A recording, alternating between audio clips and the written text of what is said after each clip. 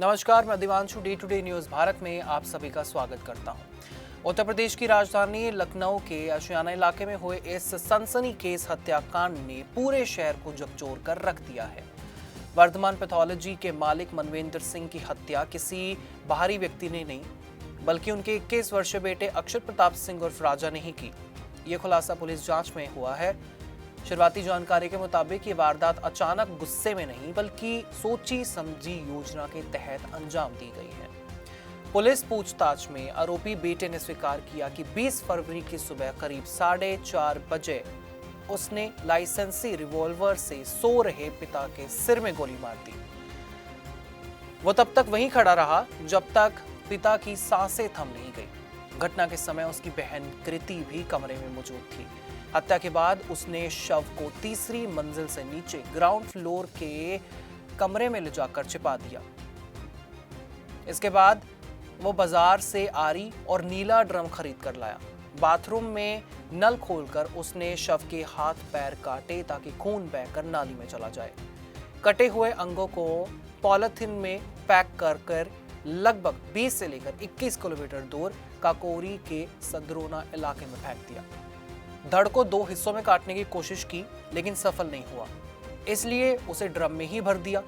बाकी हिस्से को जलाने के लिए 10 लीटर तारपीन तेल भी खरीदा, लेकिन इससे पहले ही पुलिस ने उसे पकड़ लिया।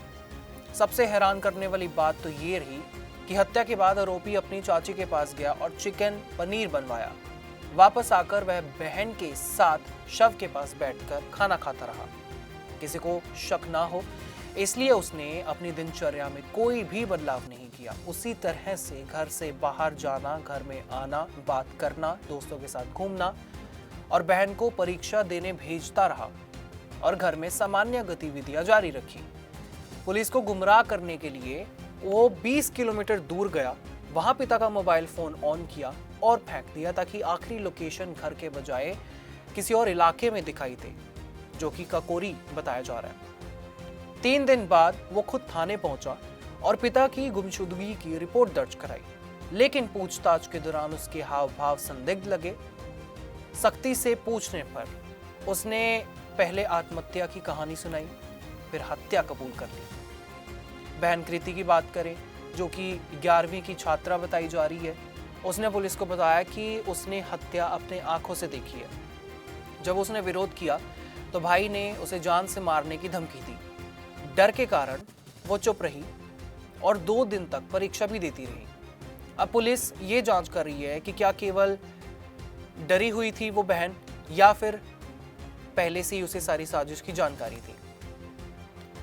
पुलिस चाची नम्रता की भूमिका की भी जो है जांच कर रही है। सवाल उठ रहे हैं कि गोली चलने की आवाज किसी ने क्यों नहीं सुनी, शव को नीचे ले जाते समय खून के निशान क्यों नहीं मिले, घर में बदबू आने के बावजूद किसी को पहले संदेह क्यों नहीं हुआ। और अब वहीं जांच में 3 प्रमुख वजहें सामने आ रही हैं। पहली वजह ये हो सकती है संपत्ति। मनवेंद्र सिंह कई जिलों में पैथोलॉजी लैब संचालित करते थे, शराब के ठेके थे और घर की छत पर मोबाइल टावर का किराया भी आता था। मोबाइल टावर लगा हुआ था। 3 मंजिला उनका मकान है, बहुत बड़ा मकान है। आरोपी महत्वाकांक्षी था, यानी कि बेटा बहुत महत्वाकांक्षी था और पूरी संपत्ति पर नियंत्रण अपना चाहता था। एक ये वजह हो सकती है, और दूसरी वजह है करियर को लेकर विवाद। मनवेंद्र चाहते थे कि बेटा नीट पास करके MBBS करे, जबकि अक्षत होटल या फिर रेस्टोरेंट खोलना चाहता था। इस बात को लेकर दोनों के बीच अक्सर विवाद होता था। तीसरी वजह, दूसरी शादी की चर्चा। बताया जा रहा है कि मनवेंद्र दूसरी शादी को लेकर परिचितों से सलाह कर रहे थे, जिससे बच्चों में नाराजगी थी। मनवेंद्र की पत्नी का निधन लगभग 7 साल पहले बताया जा रहा है कि हो चुका है।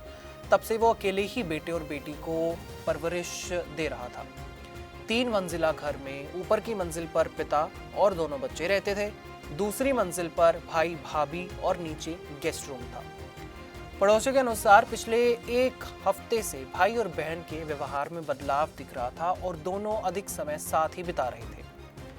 ये मामला केवल एक हत्या नहीं, बल्कि पारिवारिक तनाव, महत्वाकांक्षा और मानसिक दबाव की एक भयावह कहानी बनकर सामने आया है।